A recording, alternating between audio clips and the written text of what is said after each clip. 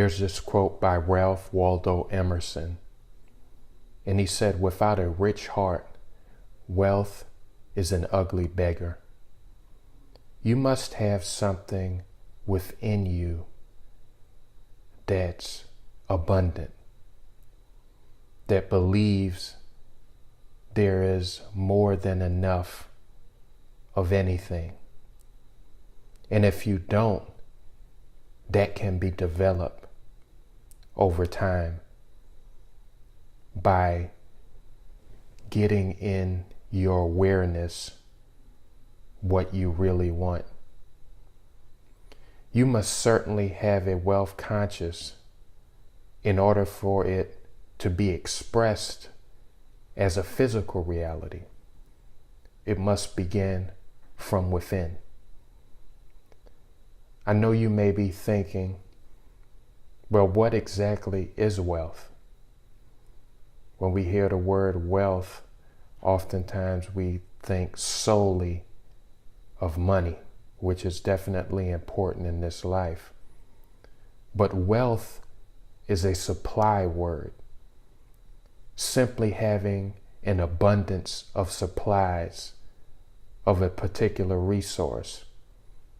Whatever resource you choose.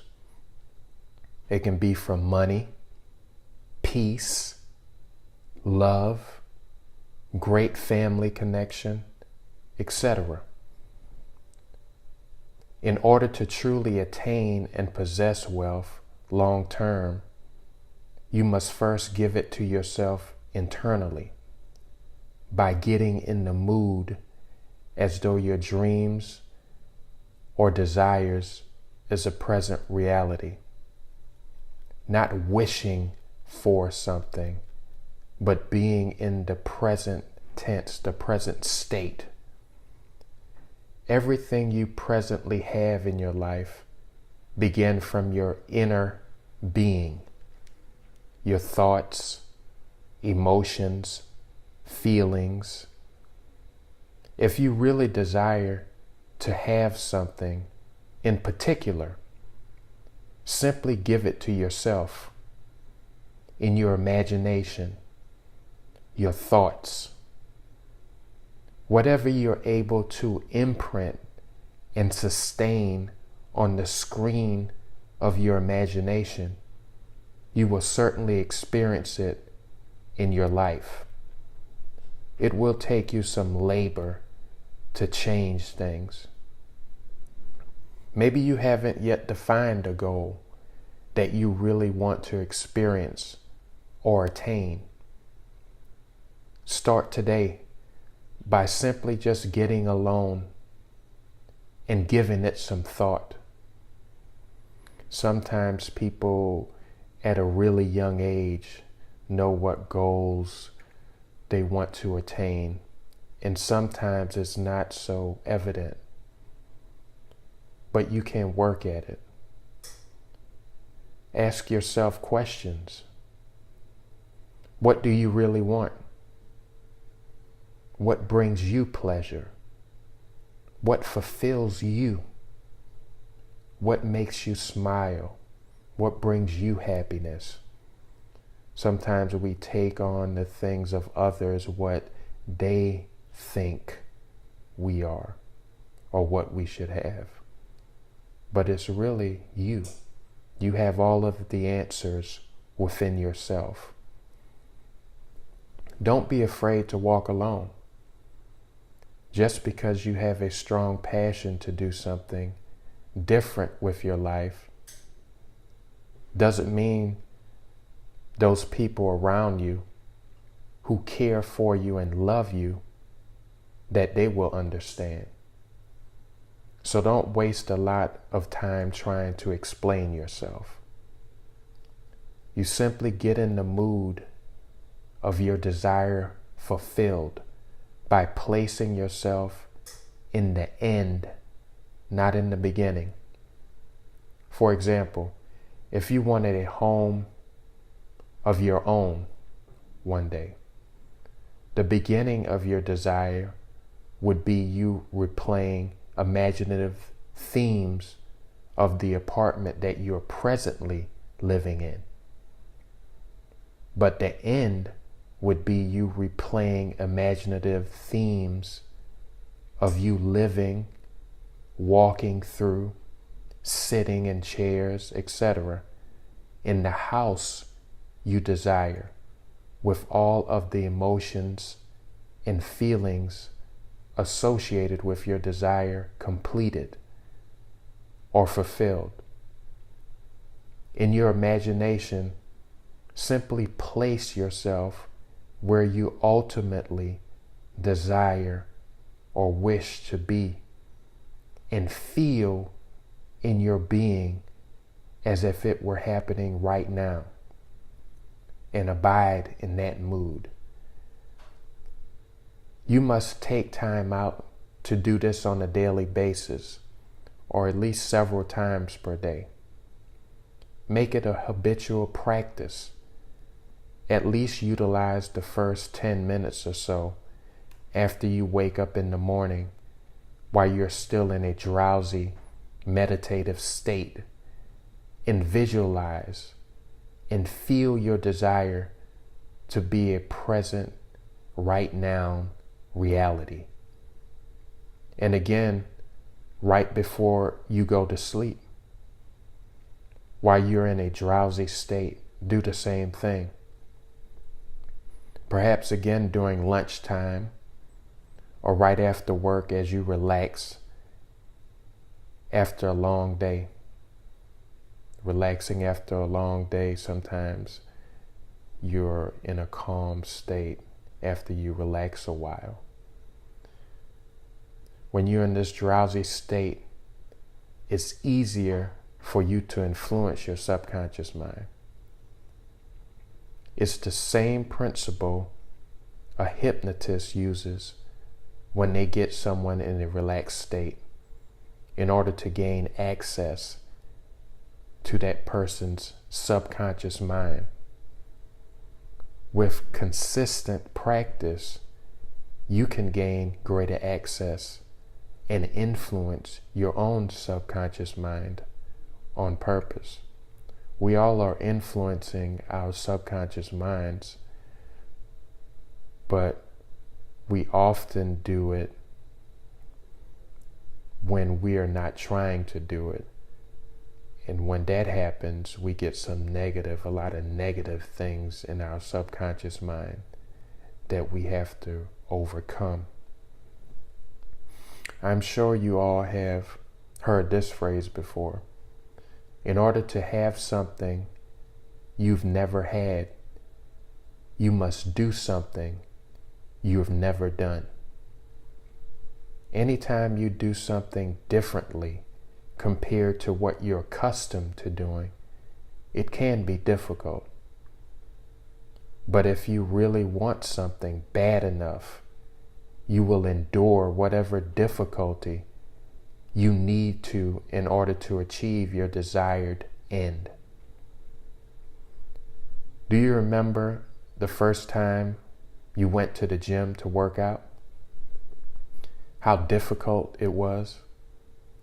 And during some subsequent visits, sometimes you felt tired or uninspired to go. But you worked yourself up into the proper mood that forced you to go to the gym anyway. Maybe you imagined how flat your abs were ultimately going to look, or how you finally would be able to wear some clothes you could no longer fit. You were utilizing your imagination in a positive way, and it helped you to continue to endure.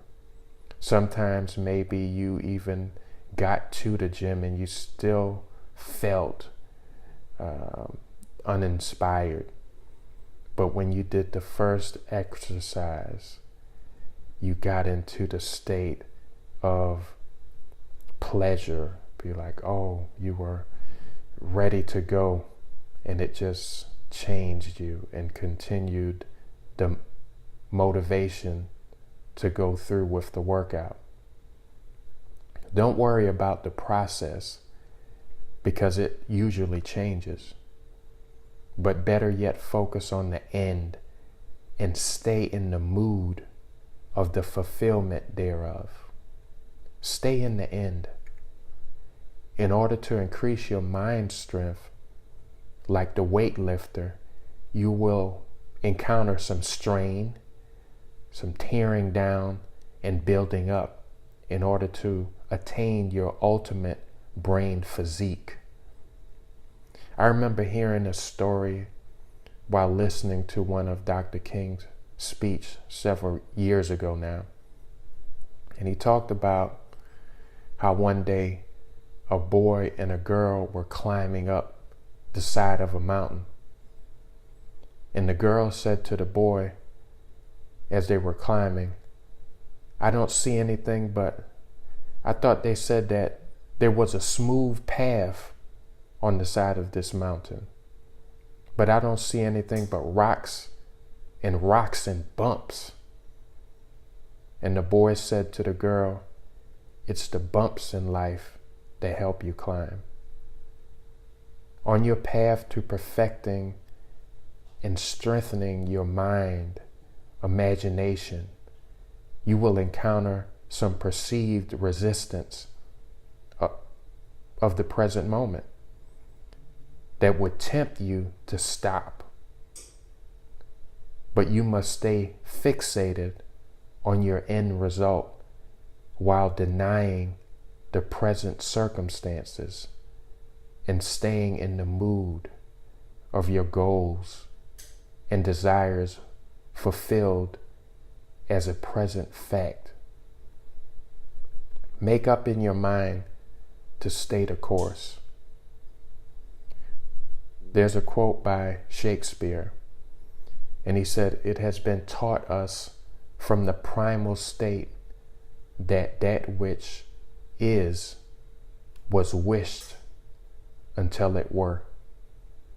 Act as though you already are the person you desire to be. Your wish is your inner act, strong desire, or hope. Be that person. Carry around the mood, the posture of the person you desire to be. Feel it. Pay attention to your mood and how you feel. Become more proactive versus being responsive.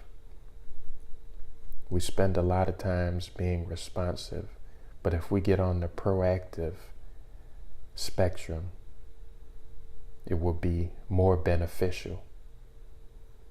Your conscious awareness is a tool that you should spend time developing. It will yield great rewards whenever you increase your awareness, and it can be increased. Utilize meditation daily to help bring yourself into balance and to also increase a calm and peaceful state of mind. Take time out to quiet the noise and remove all of the electronic devices that clouds your mind and robs you of a calm state of mind. There's a quote by Pablo Picasso. He said, "Action is the foundational key to all success."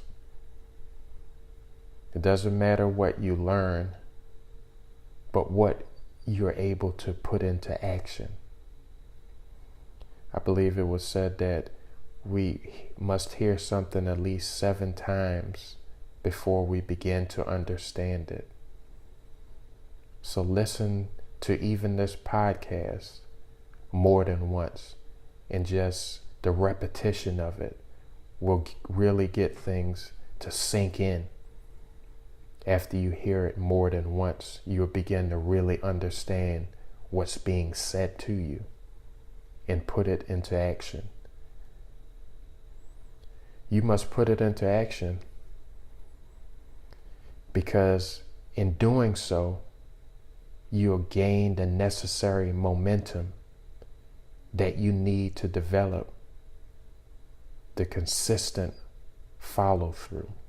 This will help you with consistent follow through. There's a quote by Abraham Lincoln. He said, "I walk slowly, but I never walk backwards." You don't need to necessarily be swift, but you need to be purposeful with your actions. Always remember, simplicity rules the day. The more simplistic you can make something, the higher likelihood you will repeat it. There's another quote by Napoleon Hill. He said, "If you cannot do great things, do small things in a great way." Your excellence or perfection is absolutely your decision. And it certainly affects your mood when you do something that you can feel proud of versus when you do something half-heartedly with no dignity or care. So be proactive and begin implementing the things you've learned today in order to start the process of your new mind creation.